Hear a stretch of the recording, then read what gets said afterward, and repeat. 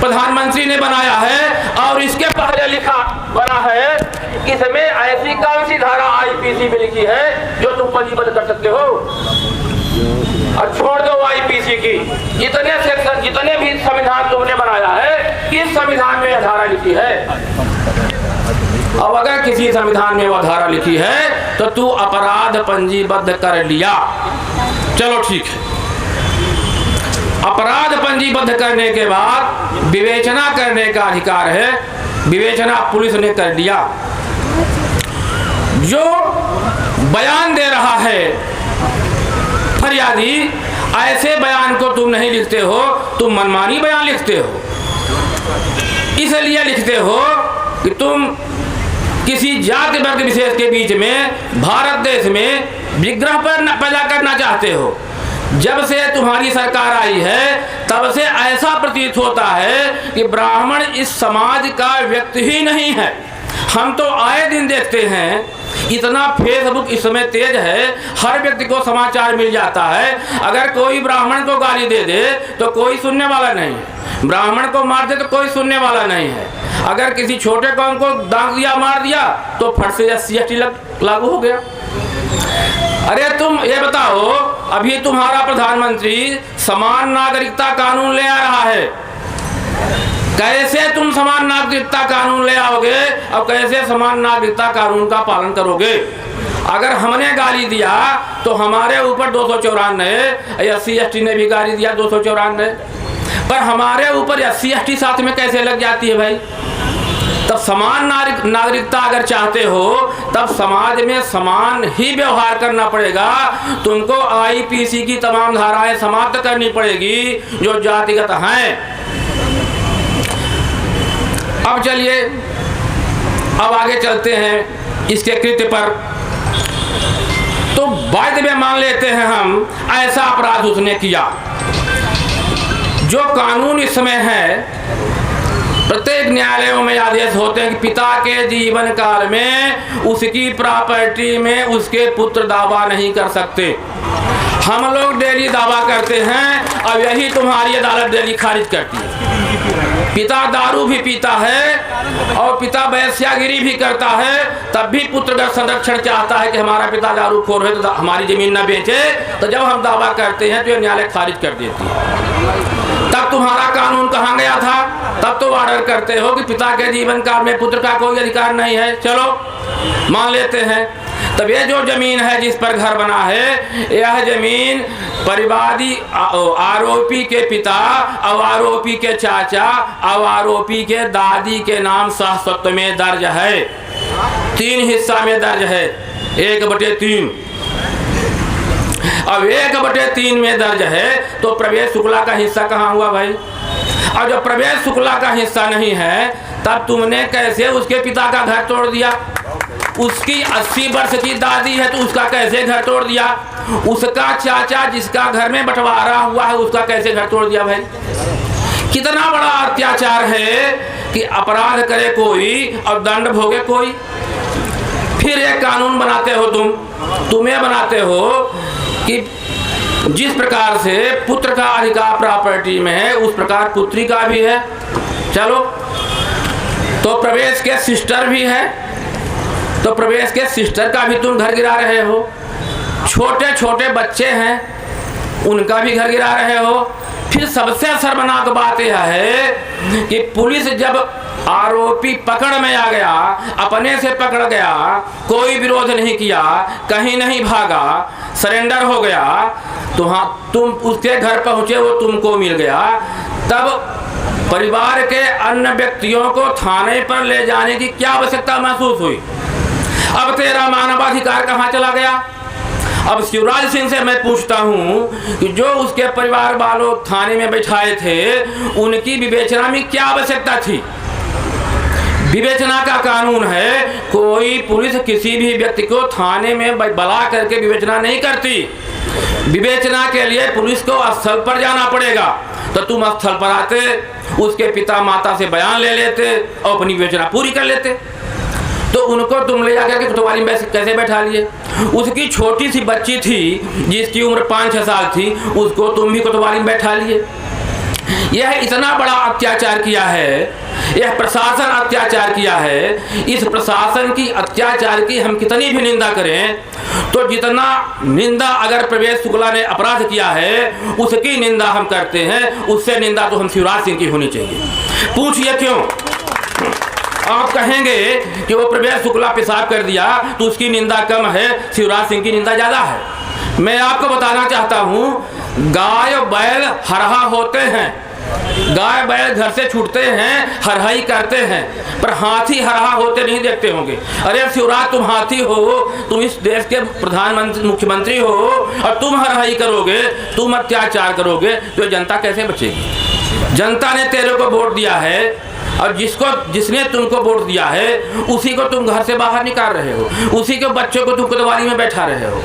यह इसका महानिंदनीय कृत्य है। फिर हम छोड़ देते हैं भाजपा को, रवैया कांग्रेस की भी देख लीजिए। अरे बंधुओं, यह कमलेश्वर पटेल कहाँ का है? यहीं का है, सीधीन का है, गांव का है, एरिया का है। बड़ा नाव करते हैं, ओ कुंवर साहब ने कर दिया सीधी का, वो विकास कर दिया, राहुल भैया हैं। अरे वाह, काहे का राहुल भैया हो?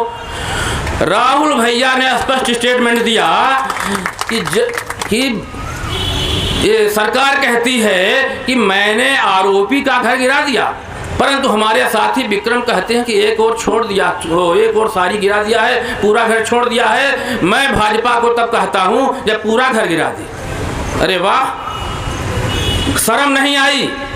वोट दिया तुमको लोगों ने, तुमको ब्राह्मणों ने भी वोट दिया है और यावत जीवन ब्राह्मणों ने तुमको वोट दिया है और तुमको सलाखों पर रखा है। ऐसा नेता जिसका मध्य प्रदेश में नाम हो वह इस प्रकार से अन्याय की बातें करे, घर गिराने की बातें करे। एक भी बार राहुल ने यह नहीं कहा कि देखो उस घर वालों का क्या अन्याय है। मैं विरोध करता हूं, मैं इस बात का विरोध करता हूं कि उसने पेशाब किया है, उसको सजा दे दो, फांसी दे दो, पर इस बात का भी विरोध करता हूं कि उसके घर में गाड़ी न चले, बुलडोजर न चले। एक भी शब्द ऐसा नहीं कहा। और फिर जब मीडिया में बात आती है तो राहुल कहते हैं कि ऐसा मैंने नहीं कहा। अरे थूक के चाटने वाले लोग, जो बात पहले कहे हो वो भी मेरे पास रिकॉर्ड है, जो बात बाद में कहते हो वो भी रिकॉर्ड है, और तुम्हारा और तुम्हारे कमलेश्वर का भी रिकॉर्ड हमारे पास उपलब्ध है जो उस समय वहां कहे हो। मैं ये निवेदन करता हूँ, ये चाहे भाजपा हो चाहे कांग्रेस हो, दोनों एक थैली के चट्टे बट्टे हैं। हमको दोयम दर्जा का मानते हैं, हमको यह भारत देश के नागरिक मानते नहीं। दुर्भाग्य है इस बात का कि जो हमारे वर्ग के भी नेता गए हैं वो भी हमारा सहयोग खुलेआम नहीं कर पाते, इसलिए कि वो संगठन से जुड़े, चाहे भाजपा संगठन से जुड़े हो चाहे कांग्रेस संगठन से जुड़े हों, वो उस संगठन के मर्यादा में रहते हुए वो हमारा सहयोग नहीं कर पाते। मैं निवेदन करूंगा रीति पाठक जी का, रीति पाठक जी का एक भी स्टेटमेंट हमको कहीं दिखवाई नहीं बा। आप लोग कहीं देखे हो तो देखे हो। अरे तुमने इस जनता के लिए क्या किया था? कौन सा काम किया था? किसके साथ थाने गए थे? किसके साथ बिजली के ऑफिस गए थे? किसके साथ कौन उपकार किया था कि तुम लोगों को तुम्हें हम लोगों ने बार बार लोकसभा सांसद बनाया? और तुम्हें इतनी भी संवेदनशीलता नहीं है कि उस बुढ़े आदमी का, उस बुढ़ी महिला का घर गिर रहा है, विलाप कर रही है, चक्कर मार रहा है, तो उसको घर चले जाते और अपना स्टेटमेंट दे देते। लगातार ध्वंसात्मक कार्यवाही हो रही है, प्रशासन तुम्हारा है, तुम भाजपा के हो। कलेक्टर एसपी को कह देते कि देखो ऐसा है कि जिसने अपराध किया उसको गिरफ्त में लिए हो, क्या आवश्यकता है घर गिराने की? एसडीएम से पूछा गया तो उसने कहा कि अतिक्रमण है। अरे वाह, अतिक्रमण है। अतिक्रमण के पहले कानून जानते हो, सीमांकन होता है, सीमांकन होने के बाद जो जमीन शासन में फंसती हो अतिक्रमण होता है। पर मध्य प्रदेश शासन ने उसके 3 दिन पहले आदेश किया है कि इस बरसात के मौसम में किसी का नजूल में भी घर बना हो, अतिक्रमण में भी घर बना हो तो नहीं गिरा सकता। यह यूनिवर्सल कानून। 80% कुंवरी मार्केट सरकारी है, आदिवासी का है। यह यूनिवर्सल कानून है कि किसी भी बरसात के समय में न तो सीमांकन की कार्यवाही होती और न तो बेदखली की कार्यवाही होती, न तो ध्वंसात्मक कार्यवाही होती है। यह सेटिल डला है, सब लोग जानते हैं कि सीमांकन बरसात में नहीं करते और नहीं करते बेदखली कहाँ से करेंगे। इस प्रकार से इनकी जो संपूर्ण कार्यवाहियाँ हैं वह कानून कायदा के विपरीत हैं, विद्वेषपूर्ण हैं। और इस ब्राह्मण रूपी जाति को टारगेट करने के लिए, इसको तंग करने के लिए, इसको समाज से बाहर करने के लिए इनकी एकमात्र योजना है। शेष बातों के लिए मैं आप लोगों को प्रणाम करता हूं। कहने के लिए अभी ढेर सारे लोग हैं जिनकी संवेदनाएं इस घटना के साथ हैं, लेकिन समय की प्रतिबद्धता है। किसी भी सभा के लिए समय सीमाएं बंधी होती हैं। जिस ब्राह्मण का खून न खोला, जिस ब्राह्मण का खून न खोला, शिवराज सिंह तेरी तानाशाही, शिवराज सिंह ब्राह्मणों का अपमान करना बंद करो। मंचासीन अखिल भारतीय ब्राह्मण महासभा के राष्ट्रीय अध्यक्ष पंडित कुलदीप भारद्वाज जी, जो भी विगत दिनों भोपाल की विधानसभा के सामने अभी प्रदर्शन करते हुए गिरफ्तारी दिए थे कि जो ब्राह्मण कल्याण आयोग का गठन हुआ है वो 5 राज्यों माननीय कुलदीप भारद्वाज जी के प्रयास से हुआ था। और अभी घोषणा तो मुख्यमंत्री हमारे कुछ ब्राह्मण बुला के भोपाल में मंच में बैठा करके असम्मान तो करा दिया उसका, और अभी तक घोषणा के बाद ब्राह्मण कल्याण आयोग नहीं बन पाए, इसके लिए प्रदर्शन हुआ था। दिल्ली पहुंचे नहीं होंगे कि सीधी की घटना घट गई, कुलदीप भारद्वाज जी बैग भी नहीं रख पाए और सीधी लौटा के मैं जाऊंगा वहां पर। हमारे यहाँ के संचालनकर्ता सम्मानीय मिश्रा जी, यहाँ के जिला अध्यक्ष माननीय जी मिश्रा जी, त्रिपाठी जी और सभी के नाम ब्राह्मण नाराज बहुत जल्दी होता है। सबको प्रणाम। जो बड़े उनको चरण स्पर्श जो साथी है उनको प्रणाम, क्योंकि नाम न लो किसी का। जैसे हमारे उपाध्याय जी आए हैं, हमारे जयपाल शर्मा जी, अपनी शर्मा जी, अभिलाषा मिश्रा जी, सुजाता जी, और जितने लोगों के नाम नहीं ले पा रहा भाई क्षमा करिएगा। हम लोग कोई भीख मांगने नहीं आए शिवराज सिंह से। शिवराज सिंह अपनी हैसियत में आ जाओ, तुमको भीख मांगना पड़ेगा चुनाव के लिए। नहीं, पिछले बार तुमने कहा था कि कोई माई का लाल, हमने तुम्हारी औकात बता दी थी, तुम्हारी सरकार से तुमको हटाने का काम किया था। और ये सावन का महीना है, आज भगवान शंकर जी का दिन है। हम लोग संकल्प ले कि जो ब्राह्मणों की तरफ उंगली उठाने का काम करेगा हम हाथ उखाड़ लेंगे, ये करने का काम करेगा। कोई हम नहीं है क्या?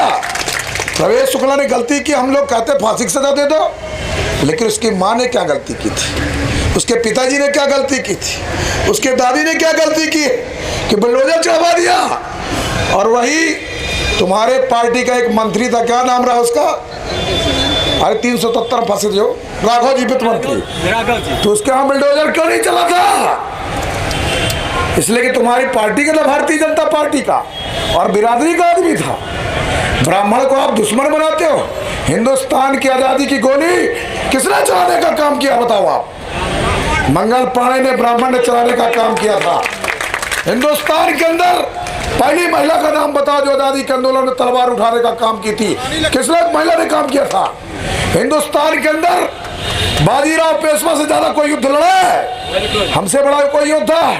हिंदुस्तान किसने बनाया? जब लोगों ने अकबर को अपना बहनोई बना लिया था, तब हम चूंदी काटते थे, जनोट तोड़वाते, तब हम मंदिर के अंदर घंटा बजा के सीताराम कर करके इस धर्म को बचाने का काम, हिंदू धर्म बनाने का काम ब्राह्मणों ने किया। आज ब्राह्मणों की क्या स्थिति है? ब्राह्मण भारत छोड़ो आंदोलन जनू की दीवारों में लिखा जाता है, और उसका परिणाम पालन हमारे प्रदेश का मुख्यमंत्री शिवराज सिंह चौहान, जो वोट के लिए कितना गिर सकता है कि आदिवासियों के लिए चक्कर में तुमने ब्राह्मण समाज के इतने बड़े समाज से पंगा ले लिया। अरे हम जात के ब्राह्मण हैं, सवेरे से स्वाहा करने का काम करते हैं क्या? और इस बार ये संकल्प ले लिए कि तेरा स्वाहा कर देंगे शिवराज सिंह चौहान। ये बात बोल, हमें कोई भीख मांगने की जरूरत नहीं है कि शुक्ला के मकान बनाने के लिए शिवराज सिंह से भीख मांगे। हम ब्राह्मण इतने मजबूत हैं, यहीं से 1,000 रुपया 100 रुपये देंगे तो 50 लाख रुपए देकर उसका महल बनवाने का काम करेंगे हम लोग। किसी से मांगने की ज़रूरत नहीं है, इतना आत्मनिर्भर होने की ज़रूरत नहीं। मांगे वो भिखारी बन करके।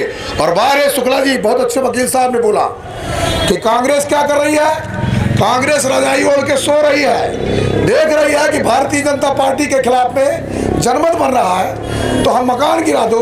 अब कल वोट लाया ये तो तुम्हारा मकान बनवाओ हम लोग, कल बताएंगे। ये सीधी बस में आक्रोश नहीं है, ये हिंदुस्तान के दिल में, मध्य प्रदेश के हर ब्राह्मण के दिल में ये सीधी वाली आग जल रही है। ये बात मान लीजिए आप, हर जिले में हर जगह चर्चा का विषय है कि शुक्ला ने क्या बिगाड़ा था। शुक्ला के साथ में दारू पिया, जो कैमरा की फोटो खींचा वो साहू था, ये सालों पहले पुराना वीडियो था, ठीक है, इसको वो कर दिया तो शुक्ला को जेल में डाल दिया आपने। लेकिन उनके परिवार महुआ के पेड़ के नीचे बैठे, खाना बनाए छप्पर के नीचे, माननीय स्तुति जी कहाँ का न्याय। और ये आज हम लोग संकल्प ले रहे हैं, आप तो कलेक्टर को ज्ञापन सौंपेंगे और इसके बाद माननीय राष्ट्रीय अध्यक्ष जी एक कॉल और करिए, ज्यादा होगा तो मध्य प्रदेश की विधानसभा में फिर चला जाए एक बार ट्रेनों से भर करके। और 10 तारीख से विधानसभा चालू होनी थी, आज चालू होनी थी, है फिर चला जाए विधानसभा के सामने घेराव किया जाए, जेल जाएंगे पर शुक्ला का रास्ता हटवा करके दम लेंगे। और रास्ता हटना चाहिए, रास्ता की जो धारा लगी वो हटना चाहिए। अरे शिवराज सिंह वीर अभिनंदन आया था पाकिस्तान से छूट के, उसके पैर धो के पी लेता तो मान लेते थे। क्यों तू राजनीति के चक्कर में है उसके पैर धो के अब मुंह में पिया भी नहीं, मुंह में डाल लाते। क्या राजनीति करते हो। आदिवासी दे देंगे शिवराज सिंह को वोट, आदिवासी के मत्थे जीत लेंगे चुनाव ये। और जाते नहीं है क्या हिंदुस्तान में, हम किसी जात के विरोधी नहीं कि आदिवासी के विरोधी।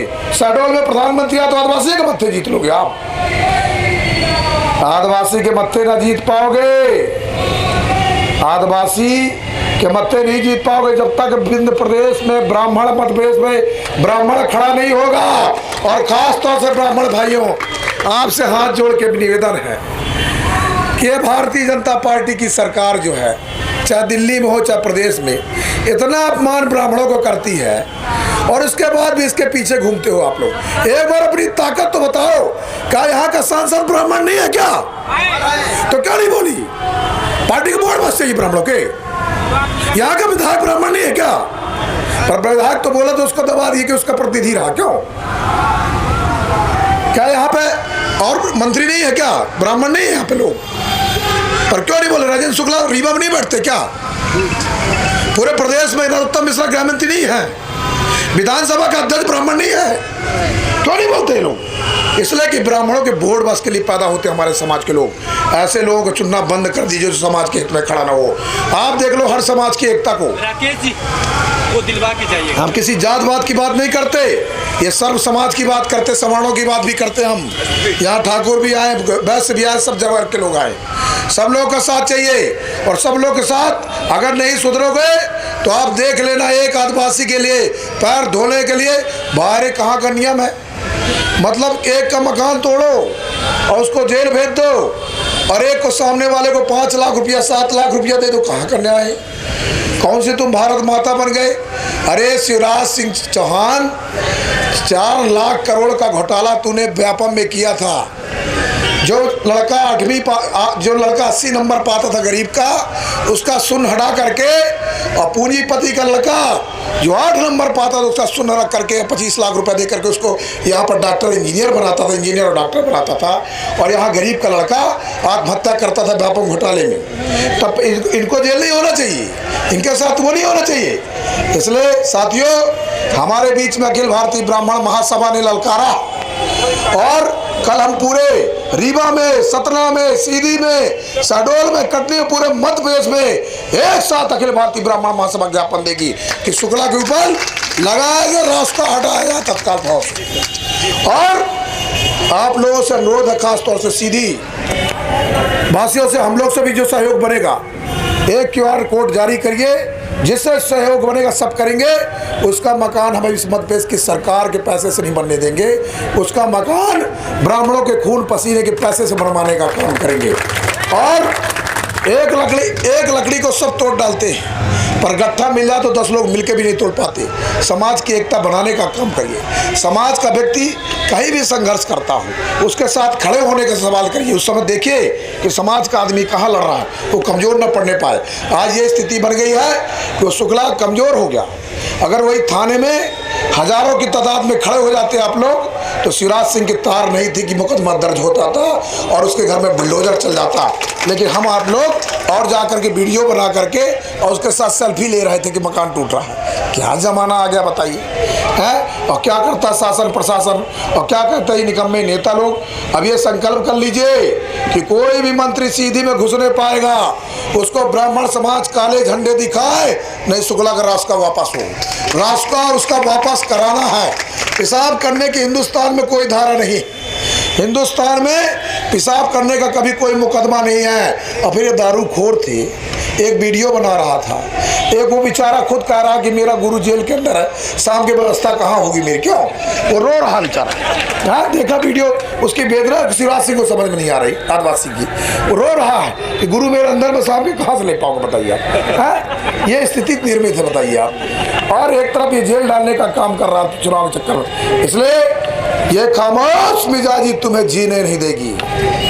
ये खामोश मिजाजी तुम्हें जीने नहीं देगी। अगर इस दौर में जीना तो कोहराम मचा दो, कोहराम मचा दो। समाज के लोगों, ब्राह्मण जब जब जागा है, घनानंद के सामने एक चाणक ने अपनी चूंदी में गठान मान दी थी और कहा था, हे घनानंद, तेरा सर्वनाश कर दूंगा।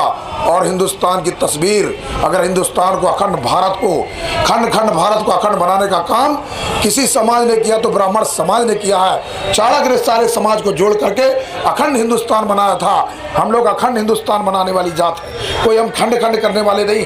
हम लोग सबको जोड़ के चलने वाले, हम वसुधैव कुटुंबकम वाले। हमारा विश्व पूरा हमारा कुटुंब है। हम सर्वे भवन्तु सुखिनः सर्वे सन्तु निरामयाः सर्वे भद्राणि पश्यन्तु माँ कष्टं दुःख भाग् भवेत् की भावना से सुबह उठते हैं और सभी को सुखी और निरोग होने की कल्पना करते। हम जातवादी नहीं, हम जातवादी कभी थे भी नहीं, हम जात के लिए कभी लड़े नहीं। अगर हम जात के लड़ते तो ब्राह्मण जो है जन्म से लेकर के मरण करने का संस्कार ब्राह्मण ही करता है। किसी के यहाँ बराबर साहिब की पूजा कराता है, किसी के यहाँ बरहो कराता है।